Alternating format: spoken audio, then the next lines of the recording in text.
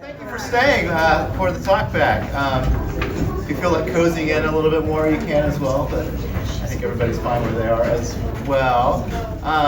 I'll start off with a few questions for y'all. First question is, who's first time here at Undermain Theater? Okay, excellent. Thank you for coming out today. It's an interesting space, I'm sure you're discovering, and it's we like to do interesting plays, as you are also discovering. And another question is, who here came here because they're a Hello Kitty fan? Anyone? What was that? Are any of you Hello Kitty fans? Fans of the character Hello Kitty? Hello, Kitty. Kind of the last question is, what the hell did we just watch? Does anybody have an answer for that? It's been an interesting process. The imagination of not only Brian Dang, the playwright, but the ensemble themselves was amazing. There's certain aspects of the play were devised by them as well, which is why the writing credit is Brian Dang with devising by the ensemble. And of course, the direction by Garrett Storms was absolutely wonderful. He initially was like, I don't know if I'm the right director for this, and I can't really imagine anybody else directing this play. Finally, too, we have to mention the designers as well. All the designers on this production was the first time they worked here at Undermain Theater, and this is not an easy space to work in at all. And I think they all did an amazing job, and their interpretations of the script was as powerful. I forgot my ears. I was going to wear my ears too. But anyway, the designers also, I think, deserve a round of applause. Finding their way out here, does anybody have any kind of like starter questions or thoughts or anything? Yes. Would it have helped if we knew what Hello Kitty was all about? I mean, if we'd ever seen it. No. I'm always just kind of curious of who does show up, because there are Hello Kitty fans in the world, and a lot of them. But initially on a previous talkback with when Brian the playwright was here, I asked them, why Hello Kitty and why not like Scooby-Doo or Bugs Bunny or something like that.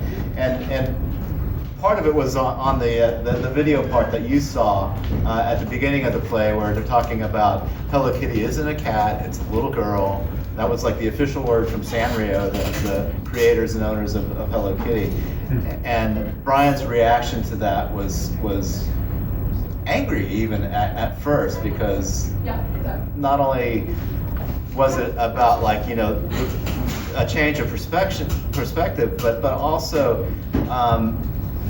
that why can't Hello Kitty be a little girl instead of a cat, if that's what they say, and why are people upset about that change? That was kind of a part of it. But that really anything else, Hello Kitty involved. I don't think I've ever seen the cartoons myself. I've just seen the little characters. But yeah. Anybody else? Any questions or thoughts or? I mean, nobody complains that Hello Kitty can't speak and Hello Kitty doesn't have a mouth. Mm-hmm. Yes. I mean, people do talk about that as that is a topic, particularly amongst people that are concerned that we should be able to speak for ourselves, and by not having a mouth, Hello Kitty is deprived of being able to speak for themselves. But I also, I reposted it on the Undermain Instagram as well, but there was a wonderful thing from one of the higher ups at Sanrio talking about how Hello Kitty, by not having a mouth, also is able to express themselves through action instead of merely words. So I thought that's poignant. I like that. Hey, yes. Yes. Did we really vote for that ending? Did you Or really? is there only one ending anyway? No. There are two endings. Yes, really yes, are. yeah. Yeah, bro, yeah. because I went to the other show. I was like, this is not what I saw. Yeah, there was actually another group of people here that was also their second time to see it because they wanted to catch the other ending as well. Oh. Yeah, and who wasn't closing their eyes, by the way? I can- So Yes. what's the alternate ending? So the alternate ending is HK keeps the head on, and we kind of go out with a party. Come back and see So come back and see it. There's 4 more opportunities to catch that ending. So- Stack the house. Yes. Bring all your friends and say, vote to keep the head on. Yes, yes. And what were you saying when you had signed at the end? Yeah. There's your question. What were you signing at the end? So at the part where they have the hoods and the sunglasses Yes. on, yeah. Oh, yeah. I say my name is Marianne. This is my name sign. I was born hard of hearing. I'm autistic. I feel stuck between the deaf world and the hearing world. And my favorite color is green.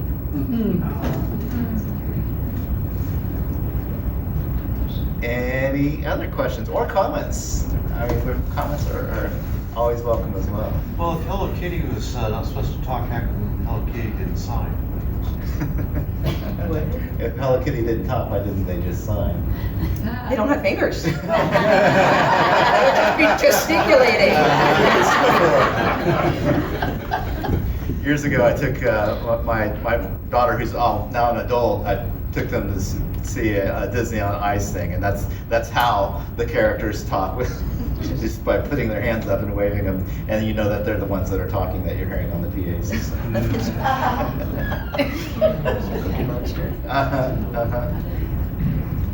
Anything else? Yes. I have 2 comments. One, I'm curious as to what was devised and what was structured. You know, what would be the same in a different production. Obviously, lots would be different. I'm assuming the stand-up monologues were all their own. Yeah, that was all devised. And then there are these implications from the characters in the first part of the play. There are reactions with HK, that HK didn't used to look like this, that HK at one point was different. So is that part of Brian's structure? Yes, that part is. I look very different. I come for a little bit, then I have to go. I have to take a fat fucking nap. What are we asking? We were talking about the devised parts of it too. Oh, yeah. I wrote mine too. Yeah. I asked Ryan if I could. You wrote which one? The stand-up about my name being capitalized. So it was written for kind of like in the opposite way. I think Brian wrote it in a way that was like, this is what it feels like to me. But since I'm also trans, non-binary, it was like, hey, is it cool if I write what I feel about my name? Theirs was mainly that they don't want to be perceived, which Parker kind of wrote in a little bit for his don't perceive me, but I very much like to be perceived as a trans non-binary human. I love it, and I'm down for people asking me questions about my existence. Not all of us do, so be nice. But I'm down. So I asked Brian if it was cool if I rewrote mine, and I did. And was the earring your choice? That was Aaron, only because Aaron has been dressing me since, Aaron has seen me, that's a costume designer, has seen me through all of my iterations since when I was 18, I think. Yeah, I was 18 or 19 and Aaron is dressing me, so Aaron has seen me through femme era, through transitioning, through mask era, everything. So Aaron wanted to do a little to me, and put little earrings in it. I noticed right away. You know it's me in there. Why? Do I have earrings in it or something? The metal hooks thing, your device? No, that's I kept that because Brian wanted to keep that in there. Okay. Yeah. Because I was like, what about you want yours to So be capitalized? So the original version was that they related to that. That they're like, oh my god, what a great fucking idea. I also don't want my name to be, I don't want any of my letters to be capitalized. Please stop looking So at it's me. kind of, Yeah. okay, but you kind of. And I was like, basically, yeah.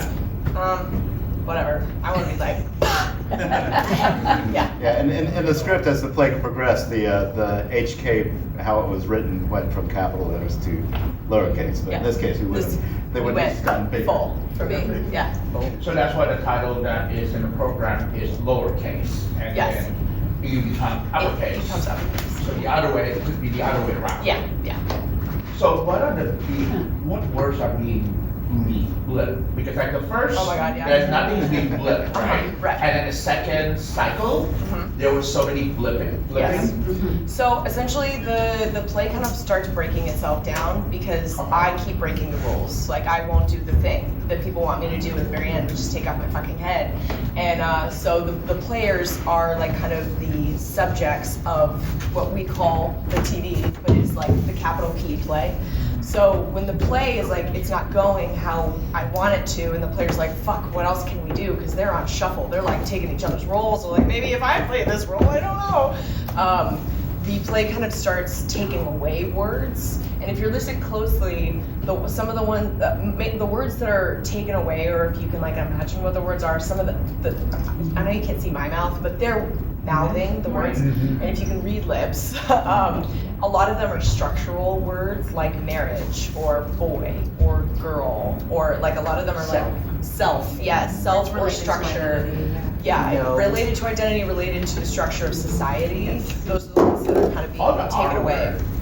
Huh? Or the R word. Or the names that they can't fucking remember. Yeah. Which is that's just like an inside, like that's just the actors, not these actors, but the players being like, fuck, which role am I in? Which one is mine? Because if you pay attention, no matter what Marianne is playing, she's always going to say Roger because that's her original one. Susan, yeah. Susan. First Susan, marriage, Roger. Yeah, Right. And baked pies. Meryl will and always yeah. say Ralph, but every time they switch, they think it's the same name, and I'm like, wait, No. that's not. If you're playing this character, that's not the R word you should be saying. And then obviously the stage manager at the very end, or when he's a clown, scaring me. He doesn't know anything about this. So that's just kind of it's a joke in there. So those are never like bleeped, but they just never remember because they're on a clock. They're trying to get me to do things, so they're just being thrown. And then in the last version, they're thrown scripts because they're like, I have to memorize this one. I don't know. And they don't remember which, so they just go, In the world of like structure that we kind of created, is that these players have never gone that far in the version of the play before. No one has broken the play this far before. Usually people fall into it. Usually people just adjust themselves People to in the fit HK into the role, play. right. Yeah. So it's like, kind of like Pippin the musical, right? Or like no one knows that. Okay. Okay, great. So it's like, the players, they're all trying to get him to do that thing at the end, and they've done it with other people, but like Pippin is like the first person to like not do it, and it kind of destroys everything. They're like, what the fuck do we do? And the player freaks out. And that's kind of what's happening here. So the a little bit. HK is understudy kind of deal, or no? So if you saw in the beginning, I'm just like minding my own business, listening to Whitney, and then the stage manager puts me into the play. Like I'm sitting there, I'm like caught off guard by whatever this play entices me, and they're like, "Hello Kitty," like blah blah blah, and then the stage manager's like, "Hi," like they put me in, and I immediately don't fit in. The very first scene, I'm like, no, I don't want to do that. So it just kind of breaks itself down as it goes. But the kind of idea is that the players have never gone that far. So then when it does break down, they have to use violence. When the house turns, they then have to use violence to try to get me to do it. Because there was the rising action and then the climax. But I couldn't even do the climax, so they're like, more rising action? And then you can see, like, on the sign, it's, like, written in, more? They've never done it before from that point on. Because at that point, climax. With other people, in the HK role, they've just conformed. Yeah. So, Ellie and I were here with the conversation with Ryan and with Garrett, and the beginning before you guys even started rehearsing and stuff. And she and I had a conversation a second, and I said, my conversation with Brian is, I think the play's going to be that HK, everybody takes on that role at some point in time in the play. And I said, she said, no, that's not what I understand it's about. And so it was really interesting to see that it stayed the same, but the other characters changed. Yeah. It was I just want to have this conversation with Brian again at some time. In our day and age, I think this is a very important play. I think so too. Yes. I think this play about accepting people for who they are is trying to be destroyed right now in our country. And so, Brian, and to you guys for being brave enough to put this play on. Oh, thank you.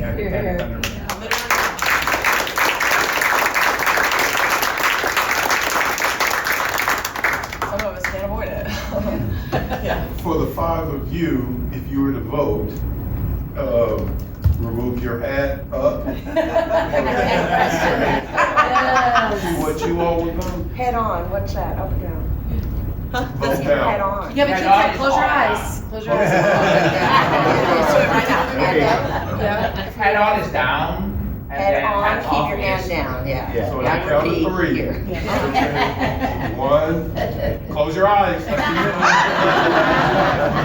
Count to three. Wait, let me be you guys. And three. Close your eyes. So you want to reveal? Yeah. Okay. But that's only because I'm one of those people that I'm like, let me fucking show you. I think that's the beauty of this ending is that I love both, obviously, and you've seen both, right? I've You've seen both. now. And I was doing the Schrodinger's cat. Obviously, Conceptually what it is right, just letting me be me, right? But what Brian and I had this conversation, just like from a transhuman to another transhuman, is Brian is one of the non-binaries that is like, I would rather just kind of like slip under the radar. I am a fighter, so I'm down to be out. Like I'm here, especially during this time. I'm one of those that I'm like, fucking put me in the front. I will speak.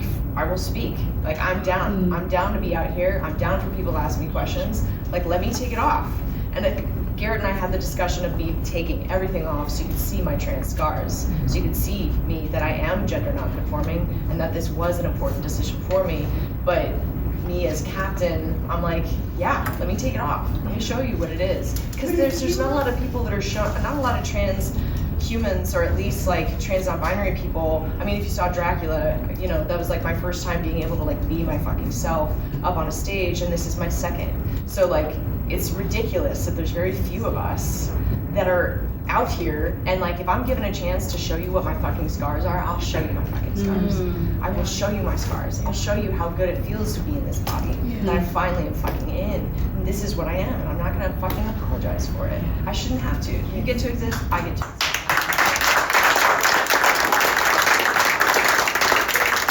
If you're in the audience and someone else is playing HK, Yes. what's your vote? Yeah, I mean, I'm a consensual person, so I'd be like, don't take it off. You don't want to. I heard no. And now I'm also an intimacy coordinator, so if I hear a million no's, that's a no. But for me, if I'm voting for myself, I'd be like, I'm gonna take it off. Let me show you. Let me show you. Because I think, and again, conceptually, it'd be like, yeah, keep it on. It's your choice, right? But like for me personally, knowing what this ending is, I want to show you. See what? I hope there's like a third option. They all tell me No, what are HK ones? Yeah. But here's I know, yeah. Totally. I want to know what y'all want though. Like that's kind of that's honestly just walking around, and like anyone who's not straight and white, that's what our existence is. Like that's literally what our existence is. People constantly being like, I have things that or like, can you not be as much, or hey, does that have to be your whole personality? Right. Like it's you know what I'm saying? Like I want to know. I want to know what you think. I want to know what you want to choose. Has one ending been picked more than the other? Or has it been about 50-50? What? Has one ending been picked more than the other? Usually, Ish, maybe 40-60, 40-60. Yeah. It's pretty even. Yeah. I was ready to dance. we like dancing. Now I know the cue that I have to sit down. Just so it's said, Garrett and Brian and I, the way that we chose this ending, are like, you know, they asked permission obviously for my exposure in it, but it was not meant to put shame on anybody. It's a pure curiosity. Yeah. Pure. Obviously you saw HK say, no, I don't want to, so you're gonna lean towards, or you're gonna feel like a better human not to, right? But there's actually no shame in the curiosity of what's going on right now, because if we stop asking questions, then we don't know where the fuck we are, you know? You'll never understand if you're never exposed to it, and you never ask questions, then you won't vote for it. Just one thing related to what he said is actually, yes, I felt the same, that she didn't want the whole play. Why would I force her to do it? So her identity is her identity, or his identity. Their identity, you know, I'm not going to force it. And that's beautiful. So that's what I thought. And I was mad when people.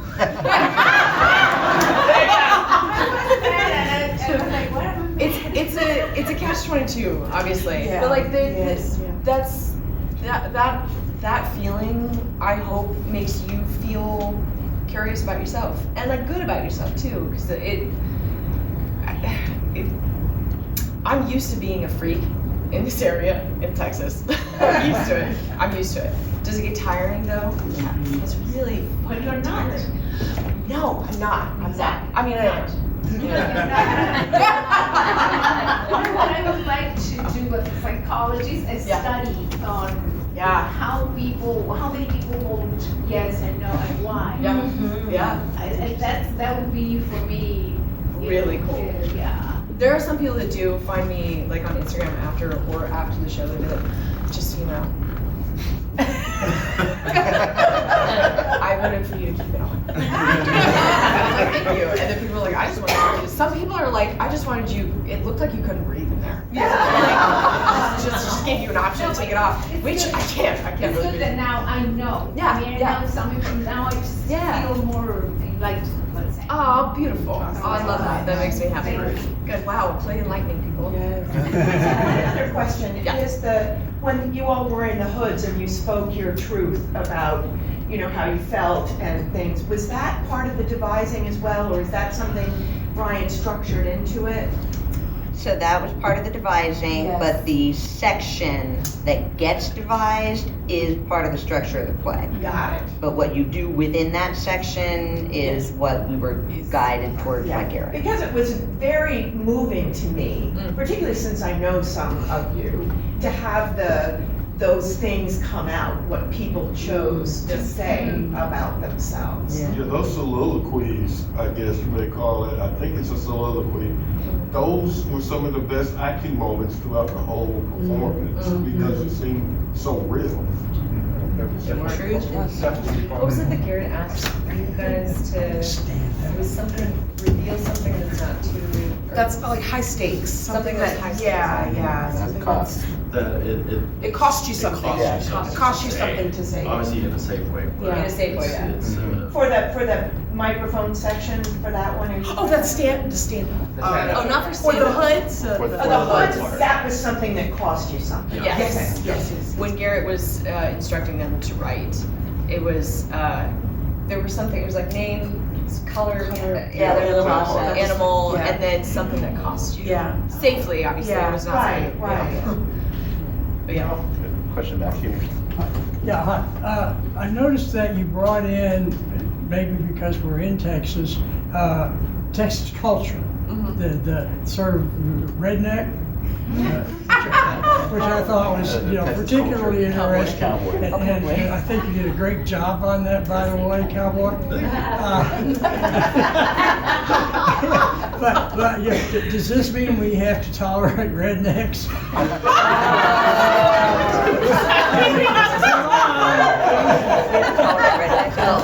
Everybody gets a seat unless they're hating somebody. Then no.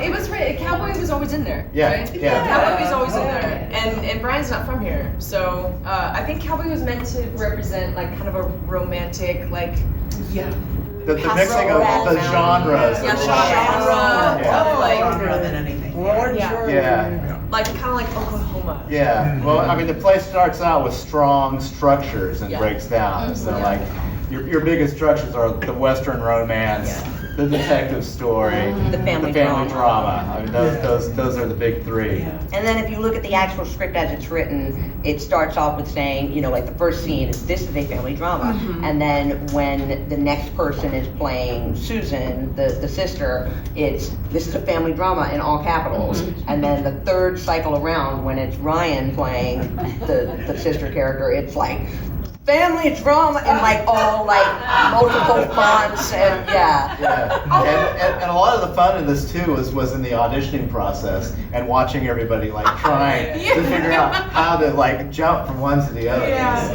I wish you could have seen that. And I will say I love that you pointed that out, because I do think that these characters are somewhat indicative of location. I mean, Susan takes us to suburbia, Meryl takes us to the inner city, and then Cowboy takes us to the west, or probably could think of Hicktown. You could maybe a ranch, you know. So yeah, it's definitely relative in my opinion. Yeah. Yes. When you were learning the roles and you had to keep switching, did you ever get confused? Did we ever get confused? Did you ever get confused? Which one? We're still confused.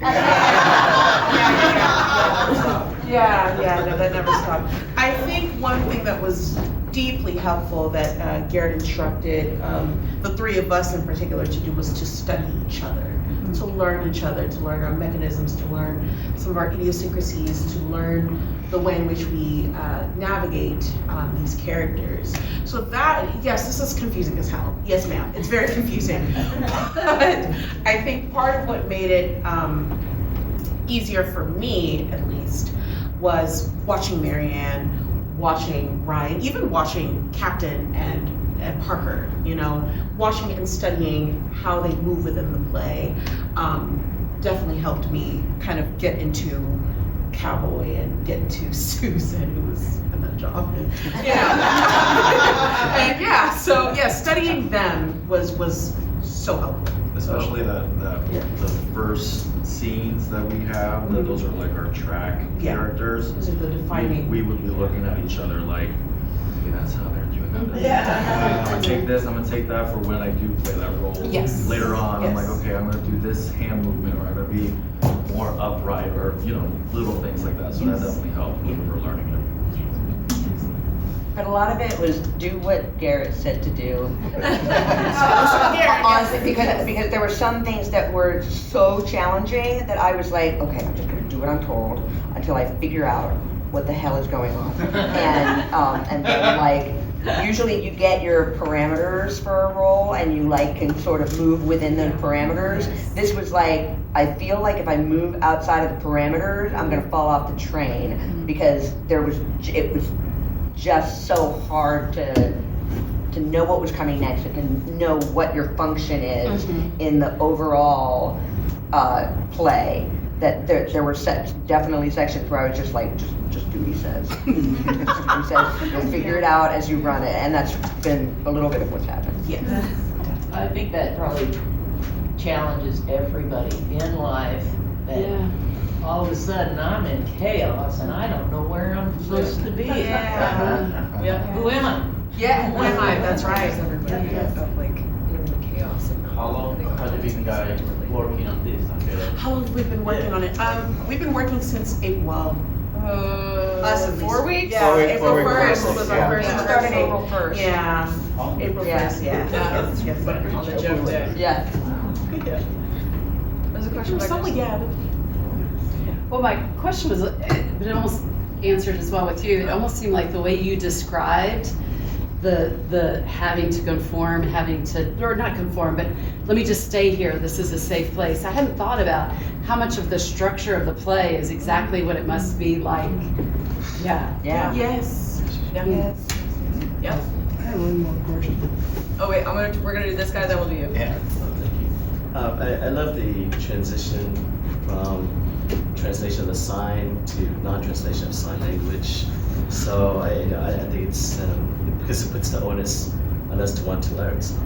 And so I think it's beautiful. Saying it was important to watch you sign and then switch between signing and speaking, and it put the onus on them to want to learn to sign. Oh, that's lovely. So that's by design, or is that? It's because Marianne is in this structure. The question was that in the script originally, or was that a discussion that you had? Oh, that's part of the reason why the play is by Brian Deng and the ensemble is because the director can take whoever they cast and has the freedom to celebrate who those people are as real life individuals and not just what skills do you have on your special skills section of your resume as an actor. And I am hard of hearing, and I'm in deaf culture with a capital D. I am not deaf enough to count, and in hearing culture, I'm not. I can't hear well enough to. I can pass when I need to, but it's challenging. So when that ocean monologue is written by Brian, but Brian and Garrett, in the same way that they gave Captain freedom to say, well, this is how I feel about my name. The way it was written, Brian's a hearing playwright, and so it was, we call it profoundly hearing, the way that it was structured, where it talked about, you hear the ocean waves coming closer and closer, when you take something out of your eardrums. And I was like, I talked to Garrett and I was like, I can do this as a hearing meditation if that's what you want. But everybody's monologues prior to that are them saying, this is who I am. And so what is the purpose of this one person not revealing anything about themselves, in fact hiding more? And Garrett said, would you be willing to do it in sign? And I was like, I would love to, because that is the easiest way for me to express myself, but not in conversation. Because I come from a hearing family who wanted me to, I grew up in an oral house where my parents did not expose me to sign language. I was supposed to hide my hearing aids. They just didn't know, and they were afraid that I was going to go out into the world and be judged and belittled and what have you, and it was their version of trying to protect me, but the reality is that I needed that to actually connect with other humans, so to be able to have that moment to express it was because I was in the role. But if somebody came and they were in a wheelchair, or I don't know if they spoke a different language, if that's who Garrett cast, then it would be a completely different play. Thank you for sharing. Nice. I think what's beautiful about this play is that HK represents just being themselves the entire fucking time. And the other characters are learning, like at first they're like frustrated, and then they're like learning that, oh, maybe I have to reveal myself. Oh, maybe I'm wearing a mask, which is like the symbolism of them taking off masks that's when they start to give their first little and then by the end of it, they're literally the players saying who they fucking are. And then they've revealed, and then HK comes out and like, I am HK. I've been HK this whole fucking time. I told you this is what I am this whole time. And so it's HK by just being themselves. Changes people around them to becoming more authentic in their own existence. Like that's the point of it. I think there's a switch, because I saw the characters were revealing themselves with an intention to have HK reveal their self. It's like there is an ulterior motive of them revealing themselves. Right. Yeah. That's the first. I think that's when the mic thing. Yes. And then the second time around when they reveal themselves again. Yes. That was revealing themselves without ulterior motive. Exactly. Yeah. and encouraging the stagehand to do that. Yeah, do that like the last remnant. And it is like, I have been revealing myself. This is it. Like, like this is as naked as it can be. Like, what do you want me to reveal? Exactly. Yes. So why did the mask have 3 faces? If there's only like 2 parts to being revealed? Oh, wow, people love this question. The 3 masks. There's 3. The design, the 3-face mask. It's very commedia. It's very theatrical. Why is there 3 instead of just 2? I think Aaron, the costume designer, wanted that to be kind of a classical. They kind of go into a firmer structure then, and then over here, and then they stand up and they're like loose and doing stand up. It's kind of a small picture of what they've been trying to do in this structure of commedia, theater, masks, right? They're literally these 3 masks, all the emotions of commedia in that structure, in that design. And then they step over, they take it off, and they get a little looser.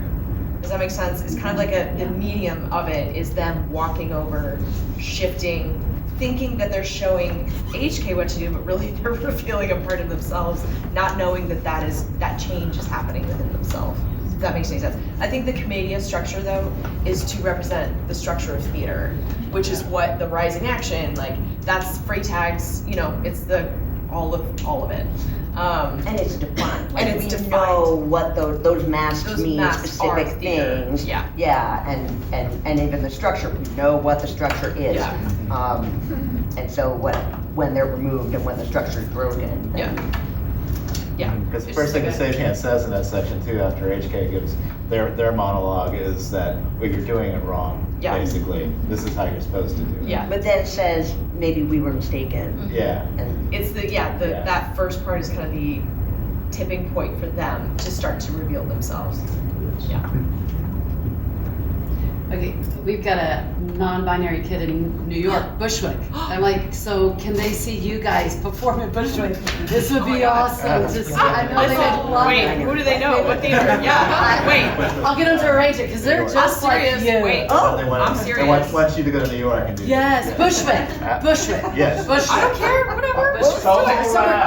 get in the land! I was just there yesterday. Garrett is interested in packaging this show. Oh, fantastic. He's such a humble person sometimes to a detriment to himself, but that's like his dream for this.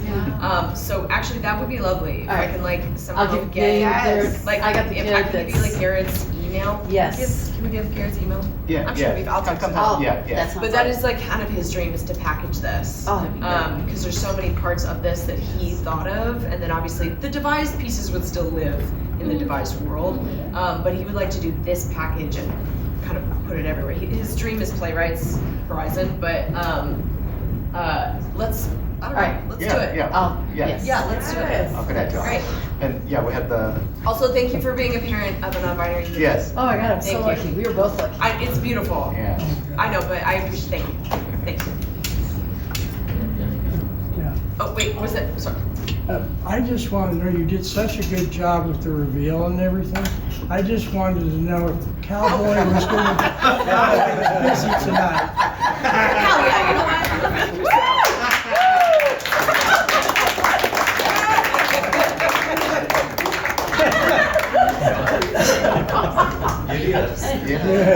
I think that's probably the perfect place to wrap up.